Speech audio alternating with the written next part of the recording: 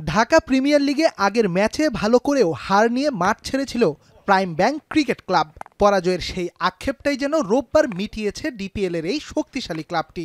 Record বইয়ের ইতিহাস পাল্টে এদিন ব্রাদার্সের বিপক্ষে ৪২২ রানের সংগ্রহ তুলেছে তালহা জুবায়েরের দল, যেখানে ১৭৬ রানের বিধ্বংসী ইনিংস খেলেছেন নাঈম শেখ। টস জিতে প্রথমে ফিল্ডিং নেওয়ার সিদ্ধান্তে হয়তো এখন আফসোসই করছেন ব্রাদার্স ইউনিয়নের কাপ্তান মাইশুকুর রহমান। প্রাইম ব্যাংকের হয়ে উদ্বোধনী জুটিতেই মাত্র ১৮ ওভার ২ বলেই ১৪০ রানের পার্টনারশিপ করেন নাঈম শেখ সাব্বির হোসেন। ৬৩ বলে ৭৩ রান করে সাব্বির বিদায় নিলেও উইকেটে রানের বন্যা বইয়েছেন নাঈম। আসল কাশ্মীরি মানেই স্মার্ট কাশ্মীরি, একটি তাসমিয়া কসমেটিক্স অ্যান্ড টয়লেট্রিজ লিমিটেডের পণ্য। ইনিংসের ৩৮ ওভার ৩ বলে বিদায় নেন এই ওপেনার। ততক্ষণে নাঈম ঝড়ে লন্ডভন্ড ব্রাদার্স ইউনিয়ন।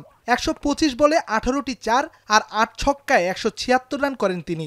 তবে ইনিংস বড় না করতে পারার আক্ষেপ আছে এই ওপেনারের কণ্ঠে। এক্স্যাক্টলি ওই টাইমে মনে হচ্ছিল আর একটু কনসেন্ট্রেট থাকলে ভালো, হয়তো আমি 36-7 ওভারের সময় আউট হয়েছি, হয়তো আর একটু শেষ করতে পারলে 44-5 পর্যন্ত যাইতে পারলে হয়তো ডিফারেন্ট কিছু অ্যাচিভ করতে পারতাম।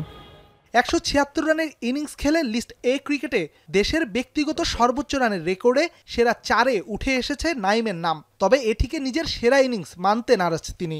প্রাইম ব্যাংকের এগেনস্টে আমি যে 146 বা কিছু একটা করছিলাম, ওটা আমার মনে হয় 130+ মেবি, ওটা আমার লিস্টের ক্যারিয়ারে আমি বেস্ট রাখবো সবসময়।